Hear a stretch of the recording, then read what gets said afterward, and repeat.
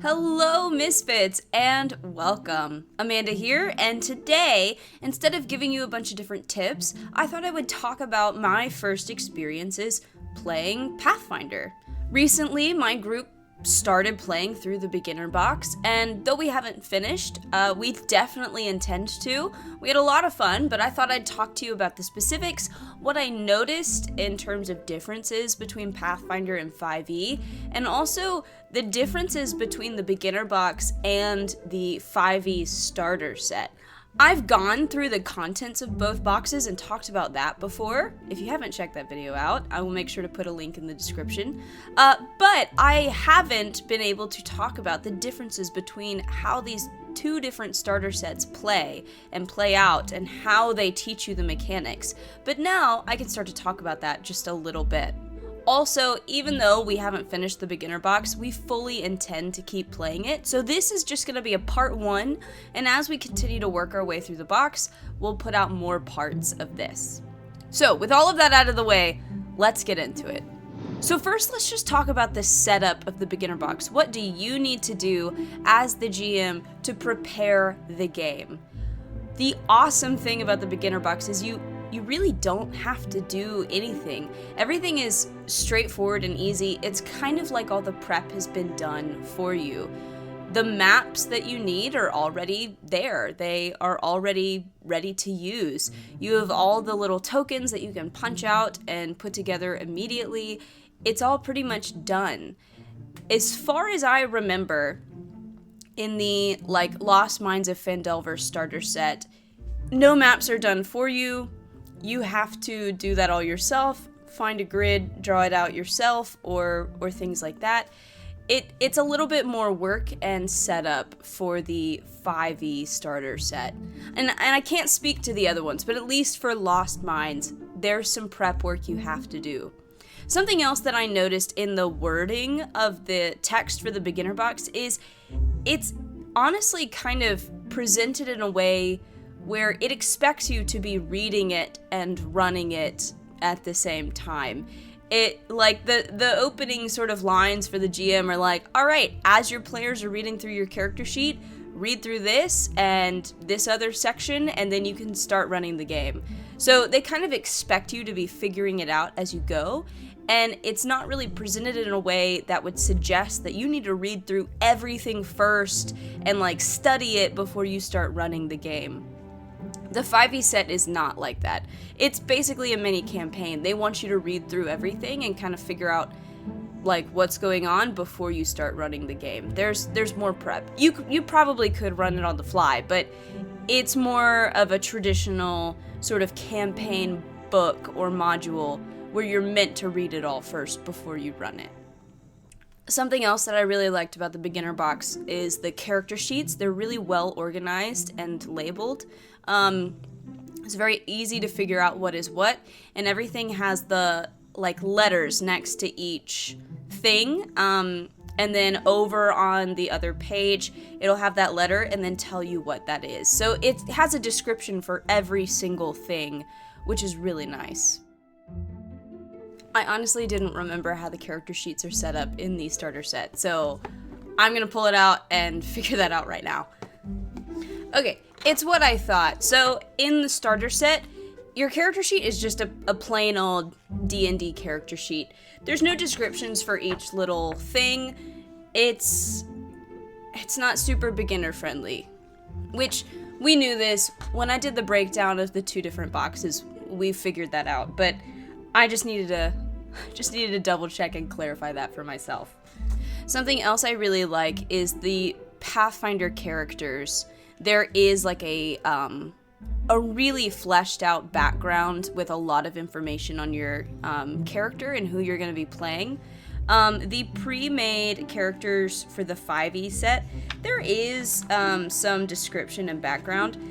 It's just not as much. It's just not as lengthy. So just keep that in mind. Another notable difference is the Pathfinder beginner box kind of doesn't really have any of the sort of fluff and exposition and world building stuff. It's short, sweet, and to the point. It is a dungeon crawl, period, that is all. The 5e starter set it's a campaign. So there is exposition that's sort of setting up the scene and setting up the world and the lore. It's way more. And honestly, I don't think there's necessarily like a good or a bad to either of those ways of doing it. They're just different. I think the beginner box at its core is really just for introducing you to the game and the mechanics, period. And the starter set is introducing you to the concept of a Dungeons and Dragons campaign, because that is part of the game. So instead of just isolating the mechanics as the thing that we're learning, they're just throwing all of it at you. Mechanics and the storytelling aspect as well.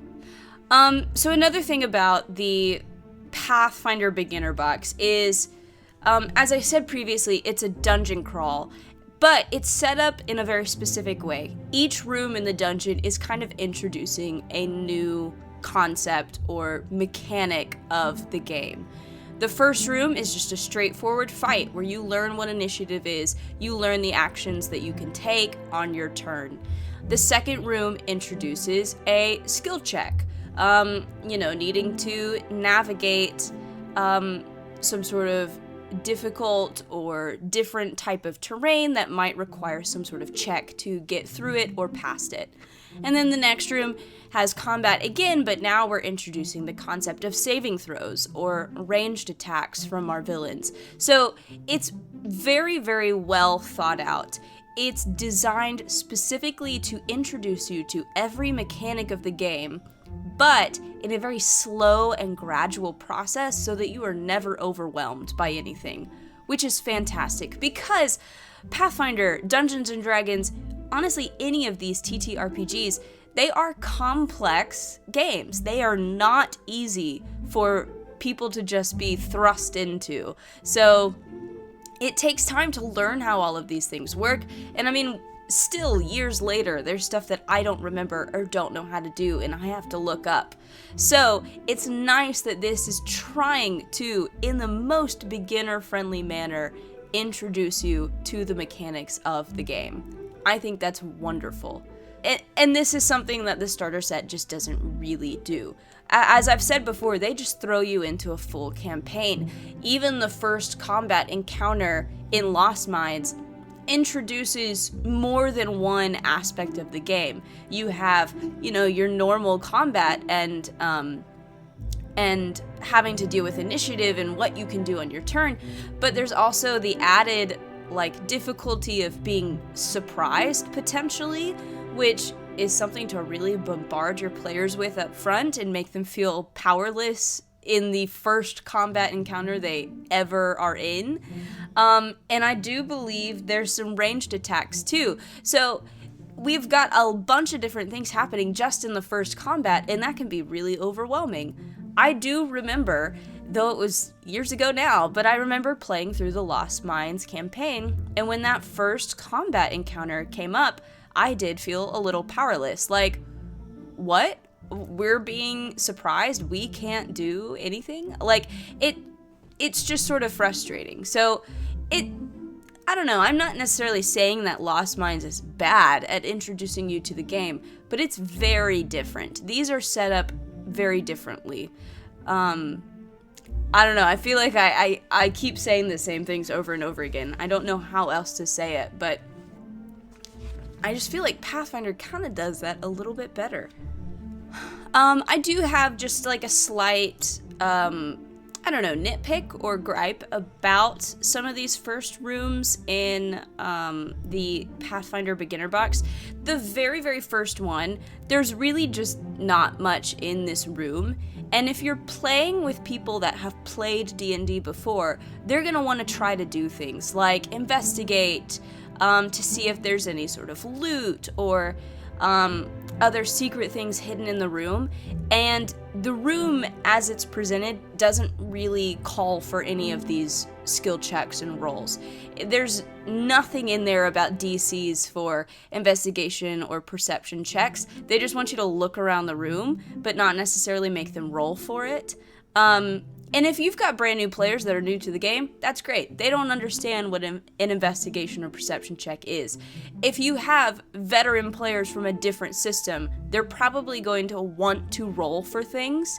So I just kind of made up on the fly, like, yeah, make a check, and just sort of like hand waved the DC and decided, yeah, you find this, or you're having trouble finding this. Look around a little bit more. Just a small gripe, but I can see why they didn't do that, because it could be overwhelming.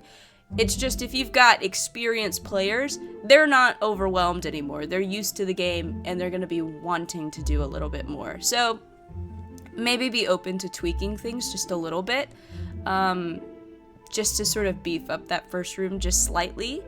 And also, I will say, I think my players enjoyed the way combat is done in Pathfinder. They really liked that 3 action turn that they get. They really enjoyed that. They did note that there are differences. Like in Pathfinder, your initiative is your perception modifier, I believe. But, in D&D, I think it's tied to Dex. So it's just very different. But they really liked getting those 3 actions to sort of figure out what exactly they wanted to do on their turn. And yeah, combat is definitely harder. We had somebody go down in the first room. So it's a little bit more brutal, but I personally like that. A lot of people say this, and it is something that I've noticed. In D&D, it is really hard to get your players down and even past that, kill them. It's just really hard for players to die, especially if there's a healer in the party. If you've got multiple healers in the party, I mean, honestly, it's almost like, why bother trying to down your party? It's just hard for any challenge to truly feel like a life-threatening challenge, whereas in Pathfinder, I know that that's not the case. Things can get quite brutal, and it takes a while for you to kind of get to that god tier level of power. I've been listening to the Glass Cannon podcast and sort of using that to sort of familiarize myself with the different terminology and the way the game works and stuff. And every single fight is absolutely brutal. Which is something I'm excited about as we continue to delve into this system. Going back to combat in that first room, I do think it was explained really well. I love the little cards that the players get that tell them the actions they can do on their turn. They could have a few more explanations though. The GM doesn't really get an explanation of what a flat-footed AC is. I knew, but it wasn't explained to me for that first combat encounter, and it could come up. Also, there wasn't really an explanation for the first combat encounter about what happens on a crit. At least not that I saw as I was frantically reading it. And I know that crits are different, so that was just a little nitpick there. Though honestly, I could have missed it. I know it talks about crits, but it didn't tell me what to do in terms of like dice rolls and damage and stuff for it. Yeah, so first room was combat. The second room, we've got a skill check. You have to get down a cliff and hopefully pass the DC. I do sort of wish that there was more of a consequence to failing that skill check. The way it's set up, if you have like well, I think the rope just lowers the DC, but the way it's set up, if you fail that check, nothing really happens. You just fail the check and you don't progress until you eventually pass it. I almost wish that if you fail the check, you fall or something and take a little bit of damage, but maybe that would be too much, I don't know. But that was something that I would have personally changed. And then the next room introduces, an enemy where you might have to make a saving throw. And then 2, it introduces like an opportunity to stealth and avoid combat. So I really liked that. I thought that was handled pretty well. And even though it's sort of like a potentially more dangerous monster in some ways, because it's really only like one, the action economy for that encounter really works in favor of the party, and they get to feel a little bit tougher. Whereas the first room, I think the enemy are rats, and my party kind of struggled with them a little bit. They also were rolling terribly, so I'm sure that's part of it. But yeah, those were the first couple of rooms. Those were some of my first impressions for the Pathfinder beginner box. I just really like it. I really like the way it's set up. I really like the pace at which it introduces different components. I was just sort of blown away by it. I knew that I would like it. And I figured that my players would adapt to it really, really well. They noted a couple differences, and it took them a second, but once they knew where to look and knew what to do and what to add to what, they were fine. So, I mean, I can't speak for people that have never played TTRPGs, but if you've got any sort of experience in, like, D&D, then switching to Pathfinder I don't think is going to be that difficult. Here at the end, I want to just talk a little bit about me and my table's sort of thoughts on 5th edition, Wizards of the Coast, Hasbro, all of that stuff. I haven't really talked about it since the whole OGL fiasco, so months have gone by, time has passed, and I would like to talk about it once more. Because I haven't really updated any of my thoughts on that. So, let me say, and I think I have said this in a video before, but I'm still mad. I'm still mad at Wizards of the Coast. I really am. But I still love 5th edition. I have no intention of stopping my campaign prematurely. I want to finish it out and tell the story. But after that, we are still very, very open to trying out different systems. We're going to do more stuff in Pathfinder. We're going to finish the beginner box. I'm going to run a Pathfinder Halloween one-shot this year. And we're going to continue to expose ourselves to that system. I also backed the Tales of the Valiant, the Kobold Press system, and I believe I now have some lovely PDFs of that, and hopefully that will come out, the books will come out soon, so we can start delving into that as well. So we're going to be exploring definitely those two, possibly some others. I just want to try other things out. I don't want to be married to 5e. I want to make sure that I've exposed myself to other systems, because, I mean, look, Wizards of the Coast and Hasbro kind of continue to just sort of kick themselves and make mistakes and stuff. That being said, I think there are things that I do feel comfortable still supporting, or things like that, like the D&D movie. I want movies like that to continue to be made. So even though I was mad at Hasbro and Wizards, I still went and saw that movie. It was very conflicting, and I was frustrated about how I felt buying a ticket for that movie, but ultimately, I want movies like that to be made, and I felt like that movie had a lot of heart, and felt like a D&D campaign brought to life, and it was such a joy to see spells that have only ever existed in my mind, be brought to life on the screen. I loved that, but at the same time, I canceled my D&D Beyond subscription and haven't renewed it, and it's sucked. It's so, tedious and difficult for me to manage all of my characters now. I don't really have the time to fill out, 20 plus physical character sheets or PDFs. It was so quick and easy on D&D Beyond, but I am not renewing that subscription. I'm not doing that. I don't want to do that. I'm still mad.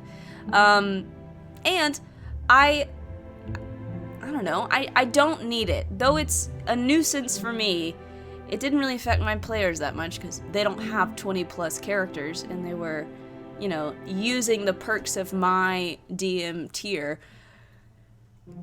It's the biggest nuisance to me, but I can get by without it.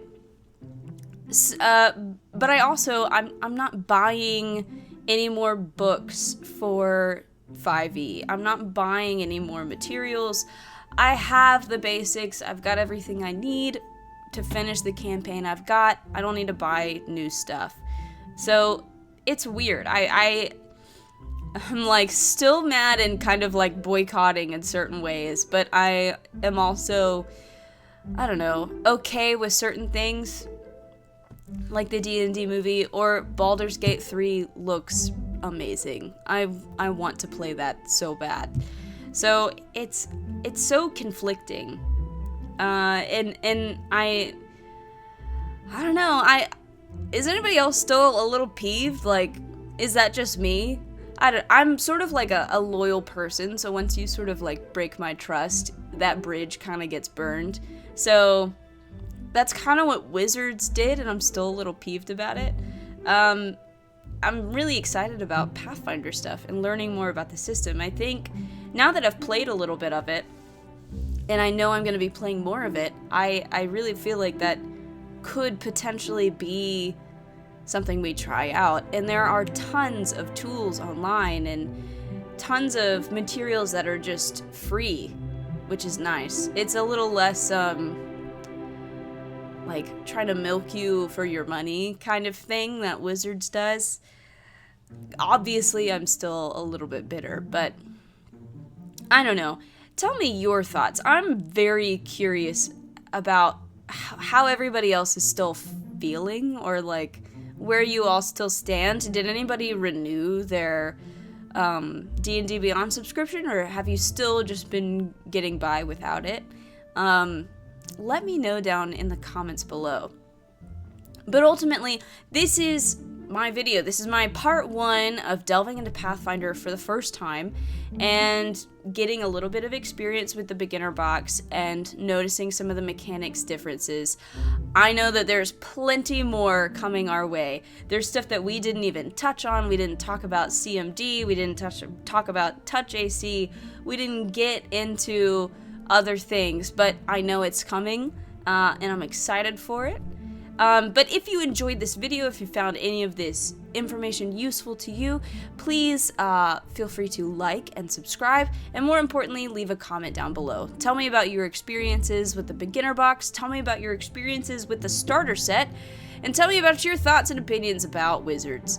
I'd love to hear all about that, so talk to me down in the comments, and I'll do my best to reply as often as I can.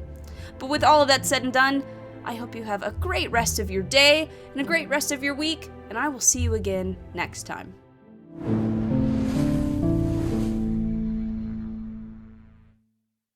So, we didn't have a video last week, and that's basically just because me and several of my players were having a bit of a reunion. We got to actually see each other in person, which was really nice. We rented a big house down in Orlando and got together, and some of us went to Disney the next day. It was a lot of fun, and that's where we played Pathfinder. It's always great to see your virtual friends in person. It really is. And I wish they all could have made it. Life happens. And look, the bigger your party is, it's just the harder it is to get them all in the same room. I'm sure many of you can attest to that. It's never not frustrating, but you learn to understand it. But yeah, several of us went to Disney. We went to Magic Kingdom, and I was so sad because we missed running into Robbie Daymond for like a day. He was literally in the same park the next day, and I was so close, but that's okay. One day I'll go to some sort of convention or something that he and maybe some of the others from Critical Role are at, and I will get my time to meet them in person. But it was a blast. The park was like surprisingly empty.